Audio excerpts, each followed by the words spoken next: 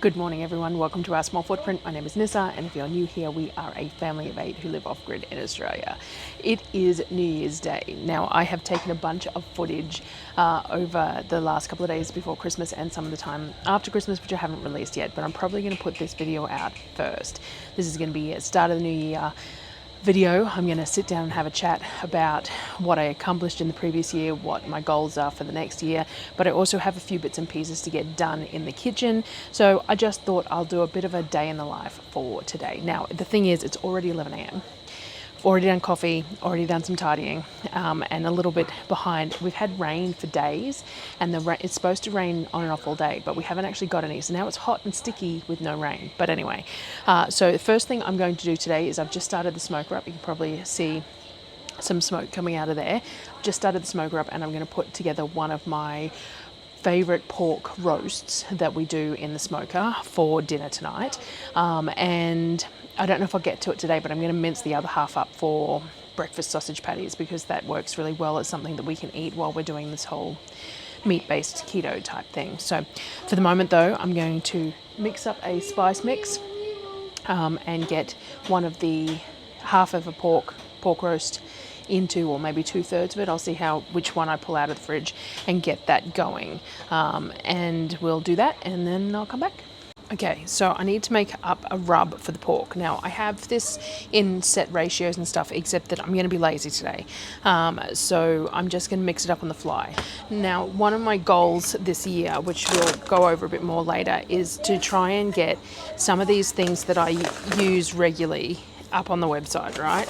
So I'm working on it. So that way they can be ratios for people who really want ratios, because I'm slack with ratios. But anyway, we're going to use brown sugar is what I normally use. I'm using a little bit of monk fruit blend, and I'm going to use a tiny bit of molasses because I don't have any brown monk fruit blend left. The carbohydrates in molasses are quite high, but we're using a very tiny amount, and if I had blackstrap molasses, then the carb count would be even lower on that. But I'm using what I have, and the blackstrap molasses doesn't mix as well as this. This mixes so much easier through the sugars. Okay, so we've got a little bit of sweet. It's going to create a crust. So I always add a sweetener. I know you can leave it out, but I find that it really benefits the pork to have a sweetener in there. I always use some salt, which I splurged on some flake salt, and flake salt is always nice in these rather than a fine salt. So I'm probably about 2 tablespoons of that. And then I'm going to do some pepper, which I should have some ground up here, and I'm probably going to just do, say, 2 teaspoons for that ratio of pepper, and then smoked paprika. Now, I'm very generous with my paprika, as anyone who's watched me would know, so I am going to do about 1/3 of a cup, which is a little over 1/3 of a cup, which is about the same ratio as there is sugar in there, because I don't want the sugar to be the star of this. I want the spices. So I'm going to do around, this is 1/3 of a cup because that's just all I could find. So it's a little bit over that in sugar and paprika. Garlic powder, I will probably do 2 big tablespoons. We like garlic. Similar ratio to the salt. I have some onion powder here as well that I bought because I was running out. I'll just do 1 of those in there. And then mustard powder. Do I have any mustard powder here at the moment? I normally have a whizzy cup with it in there. Now this one's almond meal, but I normally have a small one with mustard powder as well. So could I be bothered finding it? I'm not going to do it because I'm going to put mustard coating on the roast anyway, so it's fine. But this is my basic, and I use this mix for nearly everything. Now let me grab a fork. All right, I got a fork. Let's just get this all blended together. Of course, I could do this in the Thermomix, or I could do it with a food processor of some sort or something, or one of my whizzy cups, but I'm only doing a small batch of it, so a fork will work fine. I can work that molasses through and the lumps in the paprika, and I'm using it over a roast, so if there's some, uneven blending of it is not really going to cause too much hassle. So there you go, all blended. Right, so we've got that. Now, I forgot to buy Dijon mustard when I went to Costco, which is what I would normally use on the outside. But I do have just some plain yellow mustard from like hot dog mustard, and whilst it's got nowhere near the depth of flavour as a Dijon mustard, it will do the same job. So I'm just going to do that. I could mix up some quick mustard with some vinegar and some mustard seeds and things like that, but when I'm making my own mustard, I generally like to ferment it to get a really mellow flavour, and if I'm making it quick, it ends up really sharp, and I just don't think it's worth the effort for this sort of thing when I can just use the hot dog mustard. So these are the pork roasts I buy from Costco. They are around about 7 kilos each, and they're $6.99 a kilo. So I generally buy 2 to 4 of them depending on what I've got planned. I only bought 2 this month because I bought a whole bunch of beef and stuff and I wasn't sure. Now, roast wise, at 7 kilos, probably best to do about 5. So if I take it to about here and cut those 2 into 2.5 kilo pieces, and then I'll mince this third of it for mince. So you can see that the shape of it narrows here, so the wide pieces that are uniformly sized are going to be best for smoking. So I'm going to take it off around about this ribbon and here, and I'm going to roll those 2 up for roasts. So I'm going to take it to about here, which is about where the uniformity finishes in the shape of the roast. Yes, my knife needs sharpening. My sharpener, the ceramic pieces need replacing. So I've got it on order, but at the moment it doesn't work real well, and it's too damaged for the steel to be quite enough. So it's a little harder to use at the moment, but that's fine. So then we've got this nice piece here, and I'm just going to take it down through the middle. I did get someone reach out and offer me some Australian knives recently. Actually, I should reach back out to them, because at the time I didn't know if I'd really get the use out of them to be able to promote them well enough, but I haven't got around to buying any new knives. These are the Victorinox ones that I got given to promote, and I love them. And I have looked at buying some more, but I haven't got around to it. So maybe I should contact I can't remember the name of the company, but I'll try and remember to put it on the screen, because they contacted me a little while back. Now, when we roast these pieces, we don't want the rind on, and these pieces have ended up quite a bit different sizing, but it's fine because I've got those wireless thermometer probes, so I can judge each piece on its own. Now, I want to take a little bit of fat with the rind so that we can use it for cooking the potatoes, but a nice cap of fat on the roast is always nice too. It cooks up really soft and pillowy and adds flavour and moisture and stuff to the roast as well. So we're going to be taking off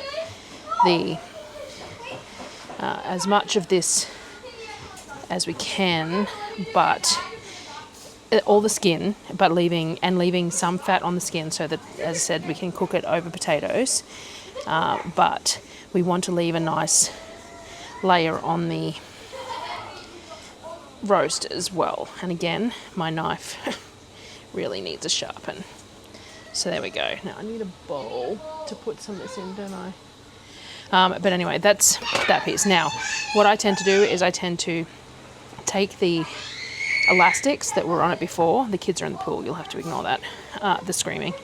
And I normally tighten them up so that it's a bit firmer.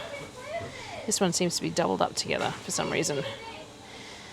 So I'm going to tie it up again a little bit lower than the previous knot to give it a little bit more firmness, and then we tightly pull this roast together. That one, I reckon that's too tight now. No, we'll get it. And then we tightly, so we want it nice and firm like that, so that it's all together. And then this one snapped, so we'll use this one. Oh, lucky I washed my bench. We'll use this one on here as well. Slippery little sucker and all that. I wonder if that was only an Australian ad, that one. If only Australians will get that slippery little sucker reference. Maybe I should try and find a clip of it to be a little more fancy, like other channels are, where they put little snippets of what they're referring to in the videos. So tie this up. This is partly why I wasn't doing the talking while I was doing videos too, though, because they end up so much longer because I'm doing stuff and I can find things to say. And I don't know whether that's a good thing or a bad thing. So that's all tied up. Okay, let me get the other ones done. All right, so we've got the two roasts. As you can see, they did end up slightly different size, but that's fine because I've got my wireless monitors that I can use, that I splurged on for this purpose to make sure that meat is cooked appropriately and usable. I did get a little bit of crap about owning these because they're an expensive item. They're well worth it.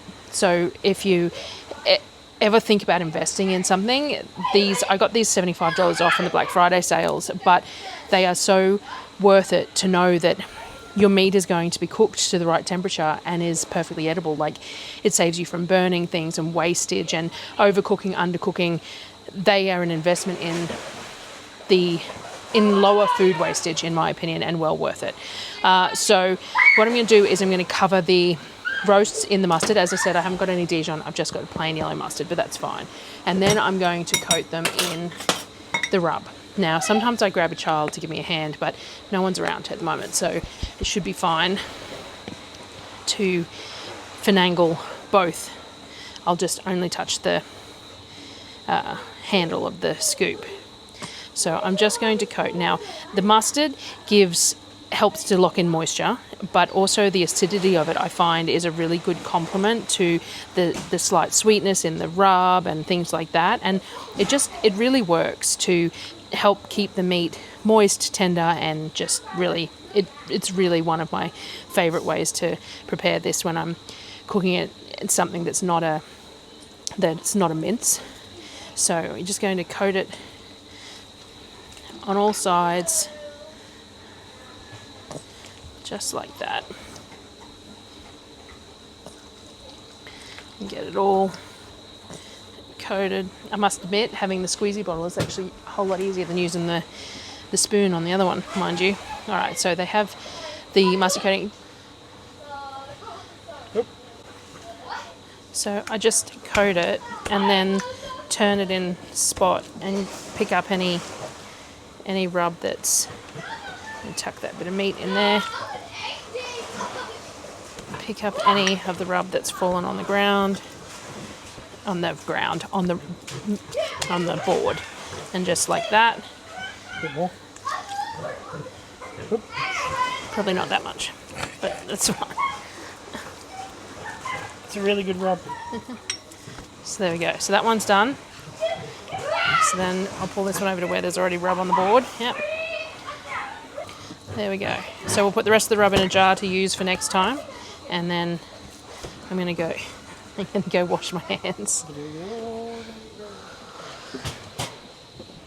All right, so now I'm going to put the probes in these, in the thickest part of the roast, on each one, because this one will definitely cook faster because it's just ended up that much smaller. I haven't weighed it, but it is definitely smaller. So we've got those two in there, and I'm just going to stick them in the smoker. Now, the smoker is done on an app, so I've got it heating, and then I will set it to, and I can have the app for these as well. So that's all it is. All right, so I filled 2 trays full of quartered potatoes, and then what I do is I lay the rind over the top of them with the rind facing up. Smaller pieces are going to cook faster, and because I've quartered the potatoes, they don't need as much cooking time. So I do tend to cut them into smaller pieces because we want these to cook well so that we can eat them as a snack too. So if they're too big, they just go chewy rather than like nice and crunchy. Right, so I put a whole layer of pork rinds over the potatoes. Now I give them a quick spritz of oil just to help them crisp up quicker, and then a sprinkle of salt. So Kavik wants to do the salt today.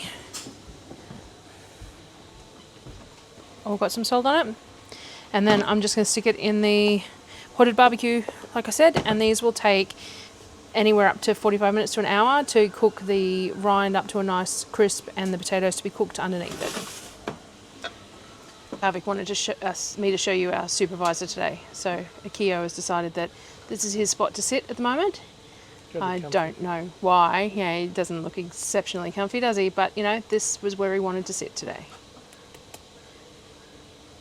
All right, so pork still in the smoker. We did breakfast / lunch, which I forgot to film, which was basically just strips of beef cooked off with some fried eggs. I forgot to take photo or anything of it too, but that was, and the kids had some leftover pasta with some ham steaks fried up to have with. So I think last year for my like New Year's video, I did like a month by month breakdown, if I remember correctly, of things that had occurred and what we'd accomplished during the year. And I went through my photos for this year, and there just isn't huge amounts per month. It has been a little bit of a...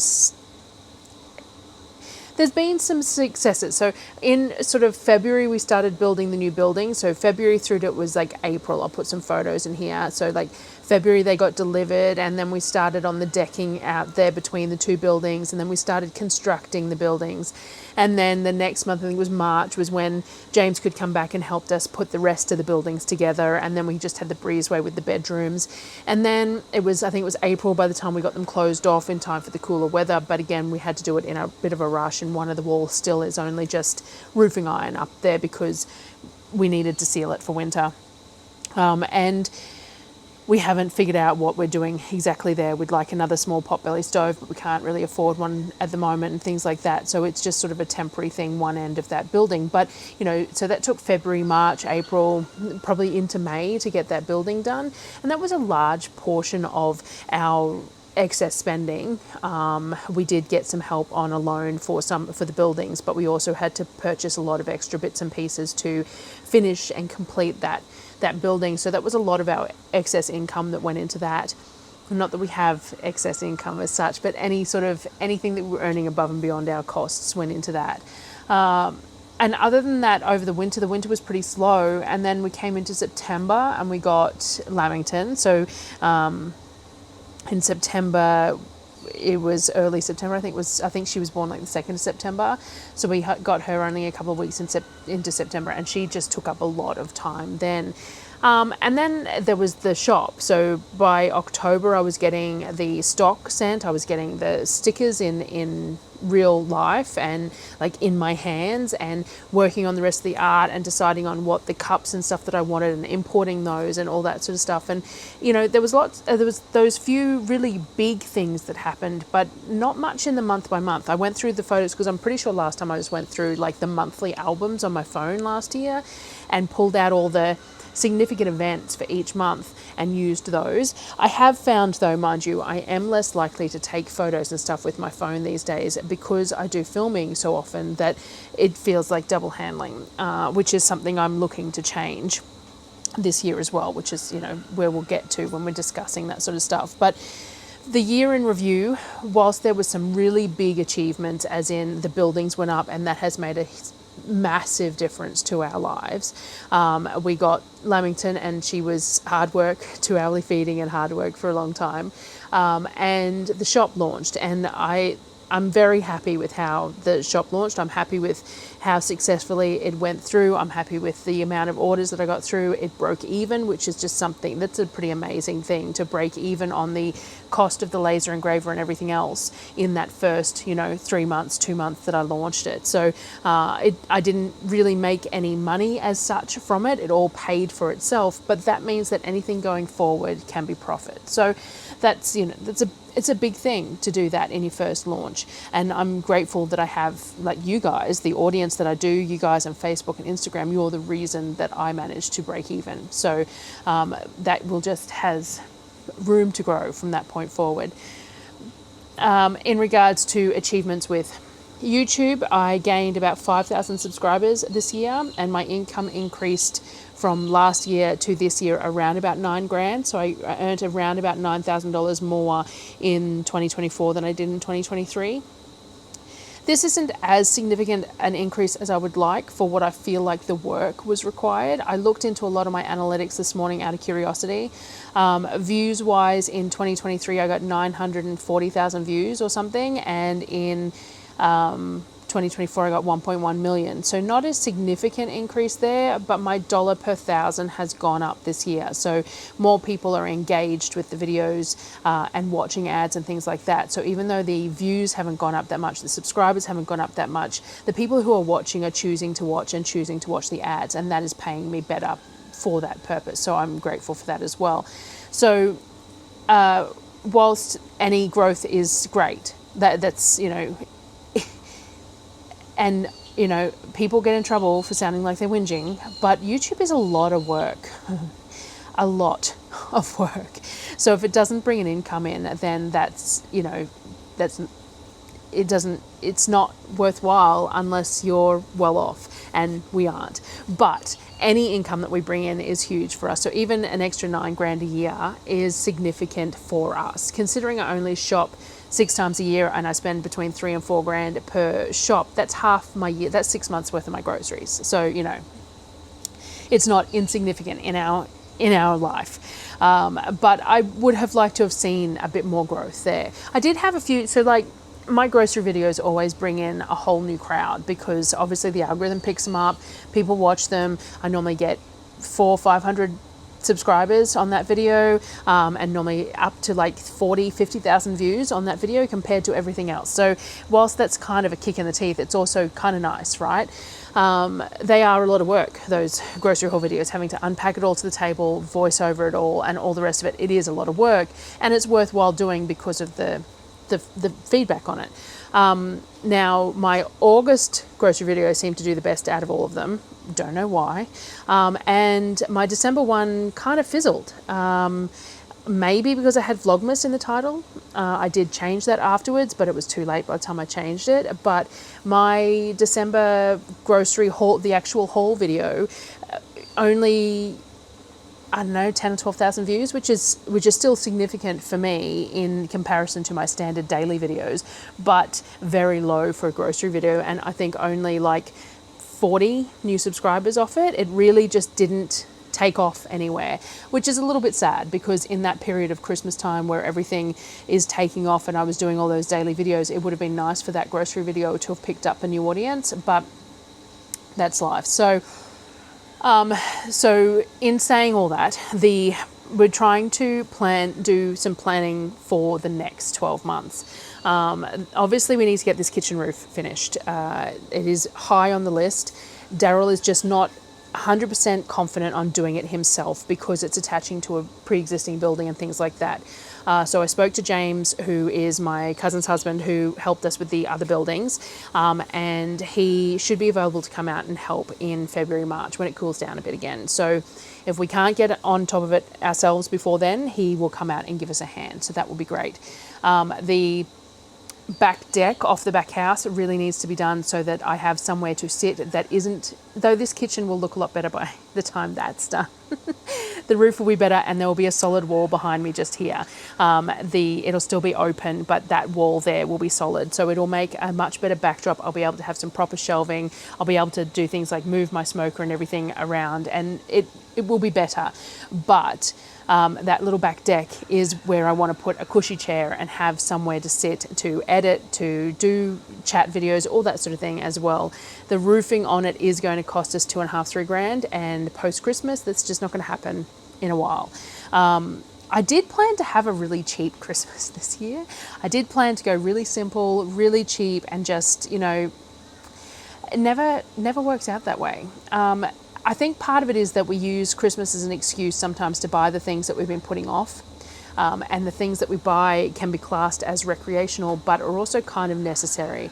So we got a couple of new iPads for the kids this year, which is a significant outlay. But if they were attending school, they would have iPads, laptops. And part of it is because all the small boys are really into drawing, and they go through a lot of paper. I buy scrapbooks that they fill up, but they go through a lot of loose paper too.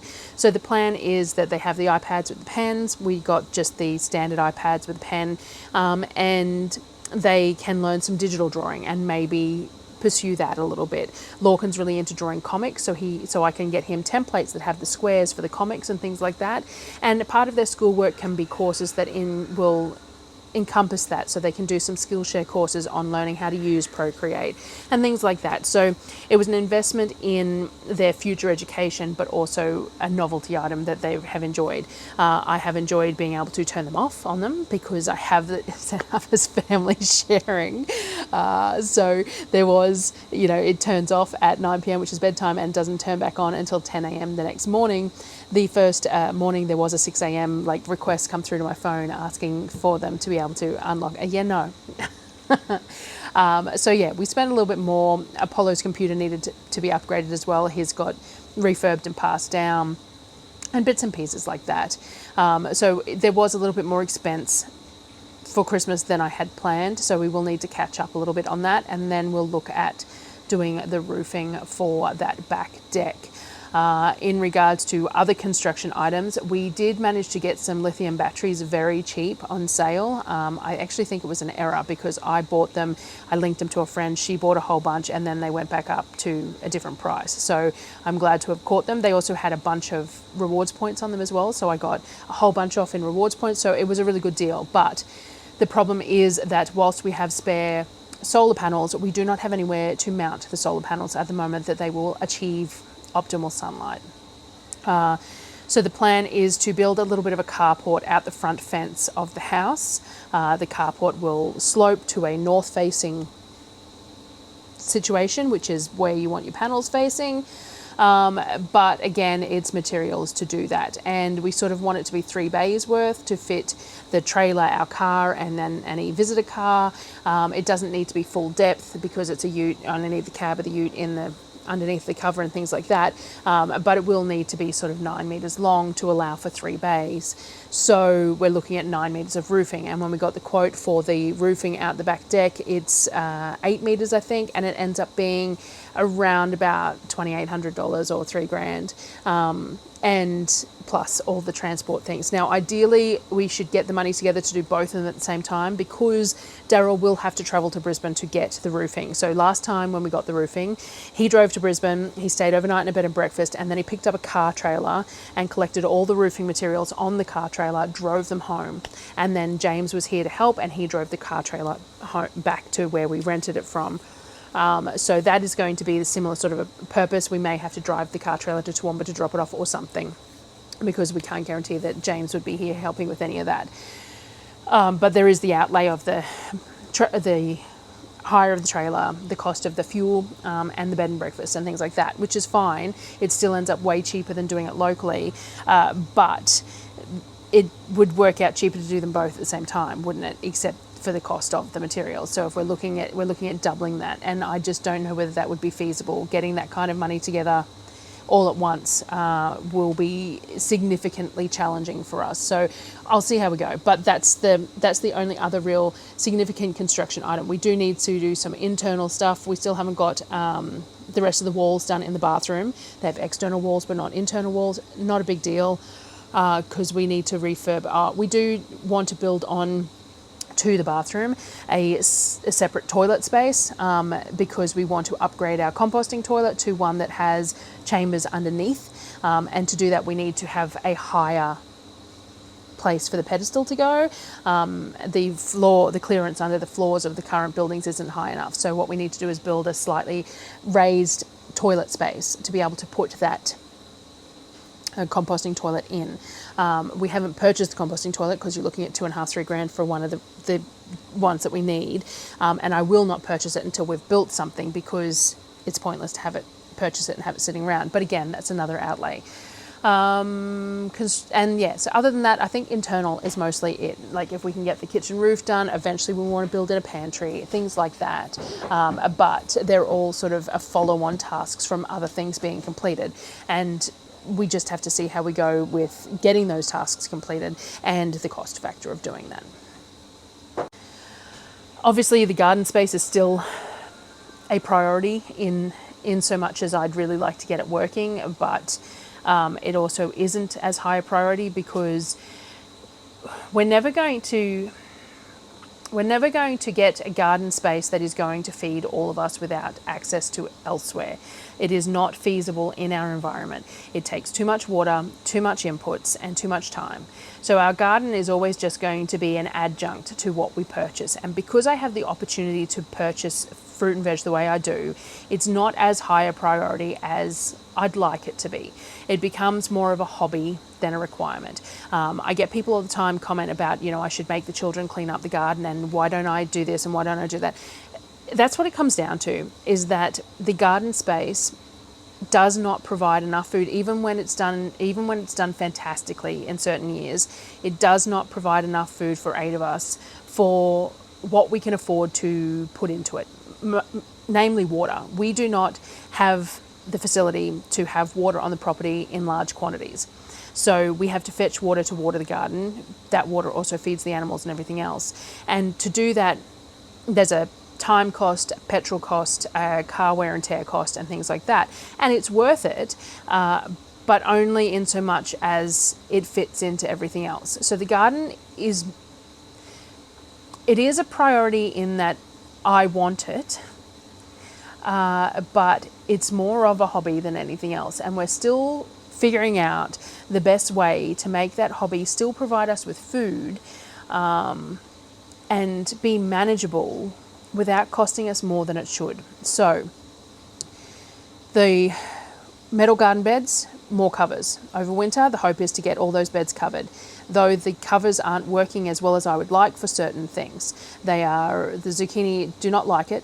The micro tomatoes probably be okay when I'm looking at what shape they are in the bed, but even the dwarf tomatoes, I think the covers would be too low for, and they're going to cause problems.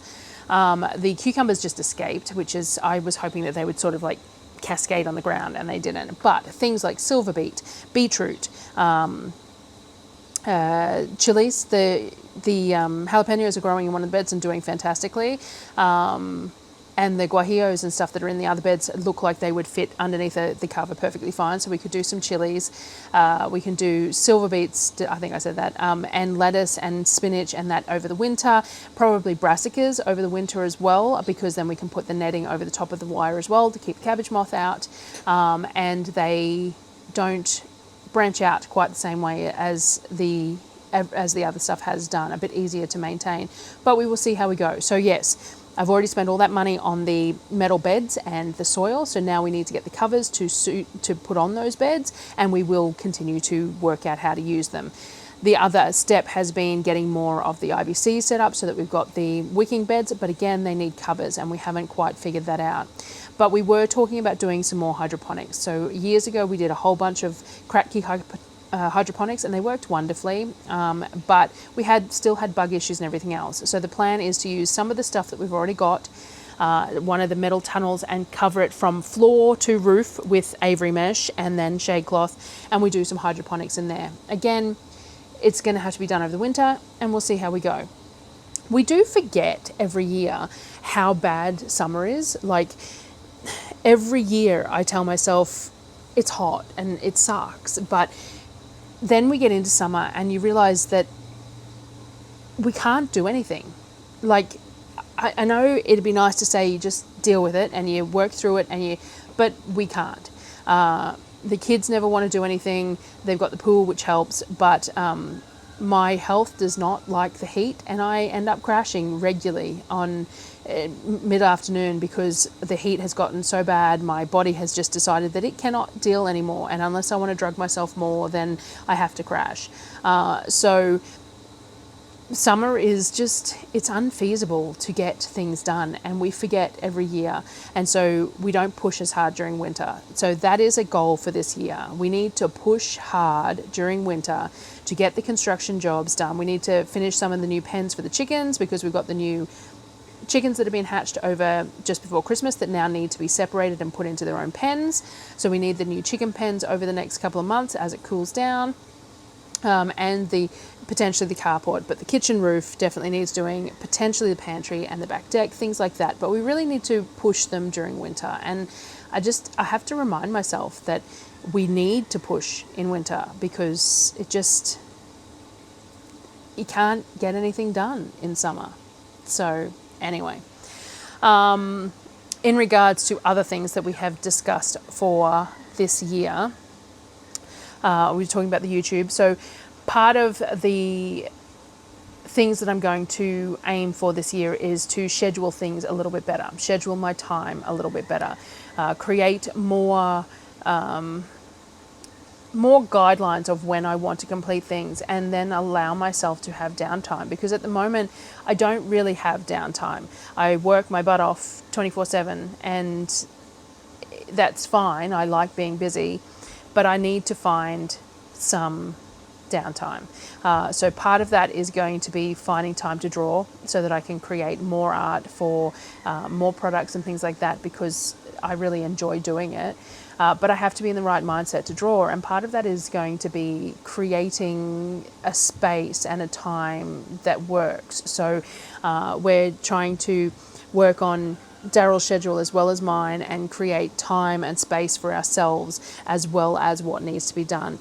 Now that I can potentially do some videos whilst talking and filming, the plan is to try and do some of those like single subject videos, the videos where like I've been asked over and over again about my cheese sauces. So I could do a video about the 3 different cheese sauces, the solid, the runny and the stringy one, and talk about it and do it and do that video, and then also get it all up on the website. So like if I limit myself a little bit on the subject matters, then I can try and get it all up on the website as well as when I get the videos out, and then have the potential to have an income coming from the website as well as YouTube.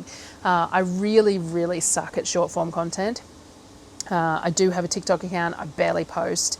I have Instagram and Facebook. Again, I'm really slack. So that is something else that I need to try and somewhat schedule in, so that I am more mindful about the content that I'm making, because this is a job. As much as I enjoy doing it, as much as I enjoy the interaction most of the time, it's trying to be mindful about it for this year. So I'm going to work on that. I haven't decided on anything yet. I will get there and share as I do, but try and figure out some scheduling, and try and get things on the website and get recipes on the website, so that it becomes something that people share when people ask, and then I have the potential to earn income from there too. But also the art for just art in general. So like all my critters, I created them with children and homewares and stuff in mind, but then I created Darryl's shirt and everyone loves it, and I'd love to do more of that sort of thing, and maybe do some hoodies for winter and things like that. But I have to come up with the designs, because my critters were meant more for homewares and children, not for adults as such. So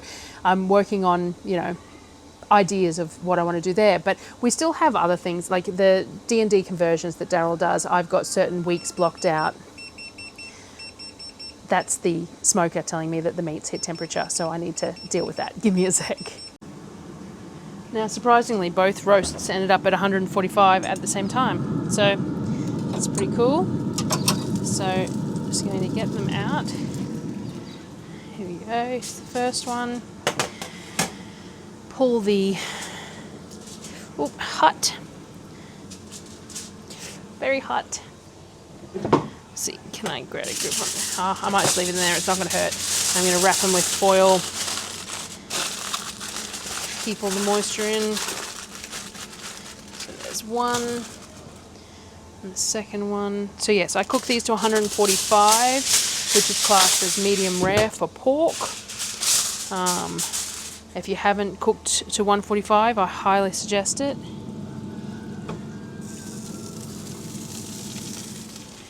It makes for a super succulent roast. It really does. Because I just want to double check this temperature. Let's try a different spot, because it definitely seems bigger. Maybe it was just sitting in a hotter point of the smoker. Super succulent roast if you only cook it to medium rare. I used to always cook my pork to a much higher temperature, until I discovered that you could cook it lower because it's classed as a red meat, and there's no longer any issues or concerns about worms or parasites or anything like that. So high hemoglobin levels mean that it is classed as a red meat and can be eaten medium rare. So 145, definitely recommend it. So these will sit here until we're ready to slice them. All right, I wasn't happy with that probe placement, so I've actually put the probe back in and stuck it back in for a little bit longer. The second probe's only saying 135, so I'm going to let it go for a little bit longer. I think that probe was just a little bit too much to the side and wasn't quite hitting the center of the roast. So 145, highly recommend giving it a go. Okay, what were we talking about? Scheduling YouTube and things like that, making time and space and trying to create some downtime. So the whole family games, I quite enjoy computer games, but I very much limit myself because it feels like wasted time, which it can be, it definitely can be, but when it's used as a relaxation or a downtime, then I think it's beneficial. So there's lots of things that we're going to adapt with my workspace to make the art and the downtime and everything a little bit easier to accomplish. I have one desk, which is currently an old dining table, and because I do all the art on it, all the transfers for all the merchandise, I do all the kids' prep work. I have any sort of hobby stuff on there, as well as all my typing and all the stuff for Darryl's conversions. That was the other thing I was saying, is that we do have some time blocked out because we have some big projects for converting for D&D this year as well. Because I do that all at the same space, it always feels cluttered and uncomfortable and unpleasant. So the plan is to set myself up a secondary space as well, like maybe I'll do an L-shaped desk instead of just a standard desk, and I can separate some of those things. So they're all things that we're working on. So the other thing with we're doing the meat-based keto at the moment, and whilst I haven't seen much in the way of results myself, for me it's had some huge significant impacts for Darryl. So we are continuing that for the moment, and in the vein of that, trying some other self-care items, as in, like I mentioned before, I've been doing protective hairstyles to try and put less strain on my hair. I am taking some supplements to help with things, and just being a little bit more mindful about things in general. The kids as well, a little bit more mindful about the way the kids are using the time, what they're choosing to learn, and what they're going to continue to do as they figure out what else they want to learn, and how they use their time. And I think I said that, but just mindfulness. So a lot of people do words of the year and things like that. I've never really done them, but I do believe that this year the aim is to be a bit more mindful about how time is used, to the best way possible to get the most out of our time that's used, and whether that's to do with YouTube or with the homestead or with the children's learning or my own progression of skills and learning and whatever else. Because I turned that smoker back on, it's blowing smoke everywhere. Because I had to pick up heat again. So yeah, that's sort of the reflections and directions of this year. I try very hard not to. I don't generally make resolutions, and I try very hard not to reflect negatively. As I said, especially with like the channel, progress and growth is progress and growth, regardless of whether it's quite to the level that I wanted or not. And now it's just about maintaining that progress not perfection and all that, maintaining that progress in the most efficient manner possible. That's what we're going to try and do this year, is we're going to continue on. This is our forever, this living out here, as the kids come and go. Like, they might decide to leave, and that's fine, and they might decide to stay, and that's fine too, but the progress of just things that need to continue on for our existence to continue on in this situation is what we're aiming for. We don't need a whole lot of money. We live simply, but we do need to do a few things that do cost funds, and therefore we have to be mindful about how we're earning our money and how we're spending our time. I would love to get a bore on the property. That would make an extreme difference to our ability to garden, the wear and tear on the car, and the time required to travel to and from places to collect water. But you're looking at between 15 and 25 grand, and you don't know how much it's going to cost until they start digging and figure out where the water table is and things like that. And you can't guarantee that the water table that you hit is like potable water, or whether it's garden only water, and you spend all that money, that sort of thing. So that is definitely something that needs to be done when that money doesn't have an earmark for something that is more guaranteed, I suppose is the term. So Anyway, I've rambled and squirreled and rambled and squirreled, and hopefully covered things that people have asked. I will plan to do a live or a Q&A or something soon, because I do miss questions in the comments lately. I just haven't had the time to as deeply go into them and answer them as I have always tried to do. Time has just been a little weird for us lately. And that's why we decided we're going to try scheduling things, and we're going to try and be more mindful about how our time is spent and all that sort of thing, is because I feel like there's been a lot of time that has been wasted and hasn't been used in an efficient manner. But, you know, we'll see. But I think that's all I needed to say. And this has just been a rambly, horrible video, and when I listen to it to edit it back, it's going to sound horrible to me as well, because they always do when I don't have a set path. But I have been watching some YouTube channels on, you know, the things that are doing the best at the moment. Like, you know, you can't help but research to a degree about algorithms and everything else. I try really hard not to get too stuck on it, because you get too stuck on it and it's just it's silly. But the grandpa vlogging is what they're saying has become the new thing, and a lot of that is just this simple, minimal editing, talking about subjects to the camera. And I know that a lot of people enjoy listening to me and that I can talk, obviously.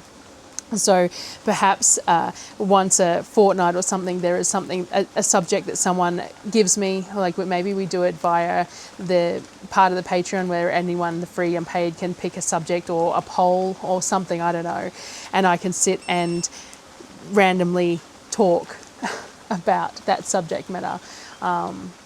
And I am no expert on anything, but I am a bit of a jack of all trades, and, you know, opinions are as important as experience sometimes in the ability to colour the way someone else thinks about things and that sort of thing. So anyway, it has just started to rain again, which I think you should be able to hear, which is lovely. It'll cool the place down, but it does mean that I need to get this smoker finished so that I can put the cover on it because it will get wet otherwise. And I think there's washing on the line, which it will not have been dry. So that's, you know, now it'll just be wetter. So thanks everyone for 2024. I thoroughly appreciate all of you. And if you have any suggestions and feedback, always welcome in the comments. I try very hard to read every single one. I don't always get to respond, but I do try. And I appreciate them. Even if I don't agree with them, I appreciate the effort that people go to leave those comments and the time that they take.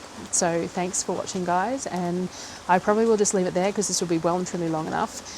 Dinner is just, I might put right at the end here, I'll put a clip of slicing the pork when I do it, just to, you know, finish things out. But I'll see you guys on the next one.